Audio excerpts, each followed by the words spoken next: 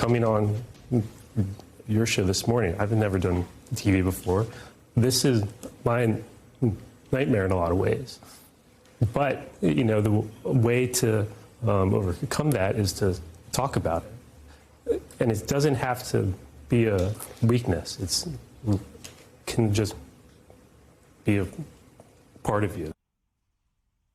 Do you see me smiling ear to ear? 3 years ago, at the start of the Democratic primary race, I invited John Hendrickson on our show to talk about Joe Biden's stutter and John's own. And I'm pleased to welcome him back. John Hendrickson, senior editor of The Atlantic, and so much more. Now he is the author of the new book coming out that you must read, Life on Delay. John, I am so happy you're here. I'm so glad you wrote this book. And I'm so grateful you did that interview with me 3 years ago. And what I loved in the book is that you talked about that interview. And you said after you did it, people from all over the world with stutters wrote to you, called you, reached out because it meant so much to them. Tell us about it. It was totally overwhelming. It was something I never expected. And those emails became regular correspondences. And then eventually I met a decent amount of the people that had written in, and I interviewed a handful of them in this book. What has that whole experience been like? Just tell me about these last 3 years for you, right? Even that morning when you came on TV with me, I remember you saying, I cannot believe I'm doing this. I don't know why I'm doing this. And then it was over, and you knew exactly why you did it. Your purpose was so clear, you wrote a book. My life has totally changed. Being a person who stutters was my problem, my thing, my secret. I was on an island with it.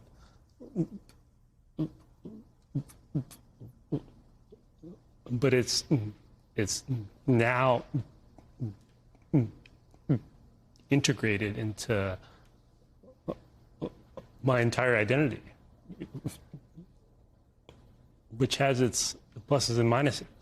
You know, it can be cool to connect with people over it, but it can be tough to be pigeonholed as like just a person who stutters.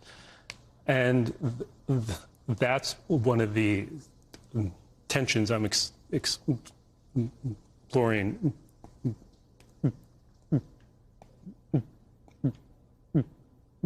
in this book. When you talk in the book about how having a stutter is so isolating, is that what you mean?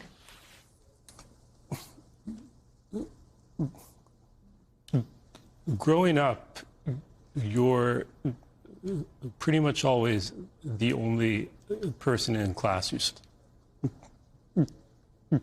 who stutters. And you may be the only person at the restaurant who stutters. In an impatient world. And these basic parts of life, picking up the telephone, choosing an item on the menu,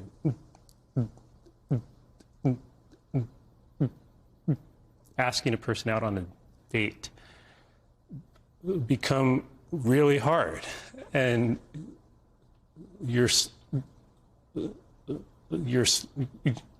stutter can put a lot of distance between you and yourself or you and others.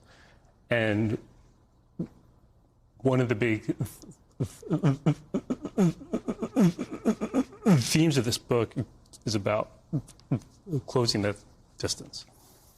You write about President Joe Biden in the book, and you say that when you're watching him speak, you can identify tactics that he uses to subdue his stutter.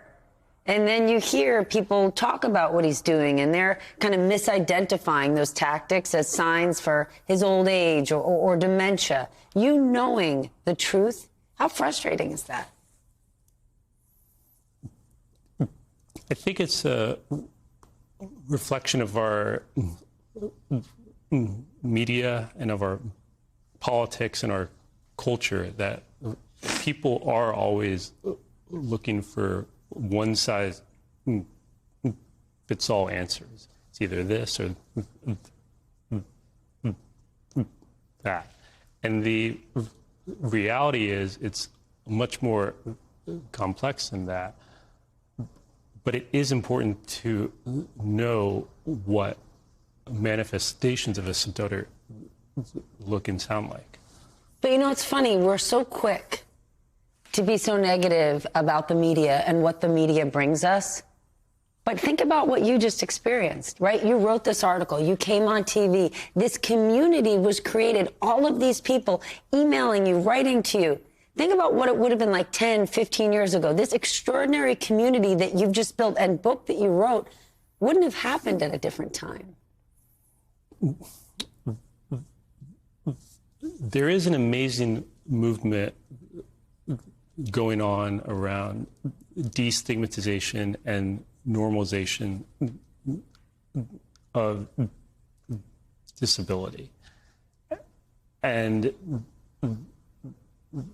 this whole world is a community that I've only begun really learning about and digging into in the past 3 or 4 years. But it can give you a lot of hope and optimism. Did you ever think, growing up, living with a stutter, did you ever think, fast forward to today, you would be the face, the voice, the person that we identify with who's become a leader and helped so many people? Would you have ever thought, even 4 years ago, that's who you'd become?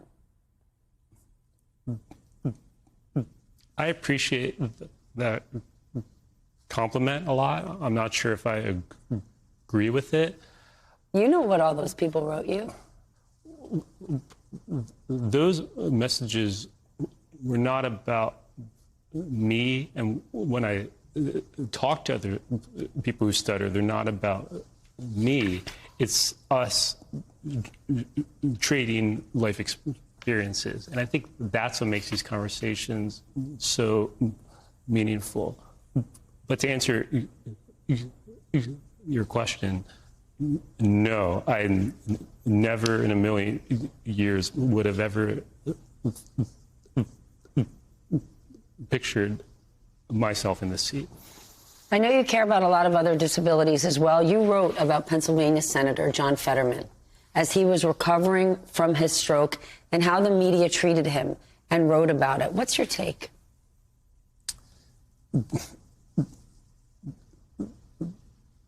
That was another example of, I think, the general public making a lot of armchair diagnoses. Senator Fetterman was relatively transparent in telling the public about his stroke and about the auditory processing issues afterwards.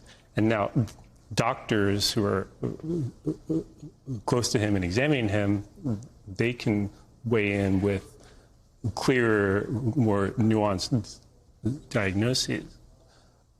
But it's our general lack of understanding around disability of all sorts, from auditory processing to being a person who stutters, that I think creates a lot of these wild conversations of the general public just tossing out X, Y, Z at any moment.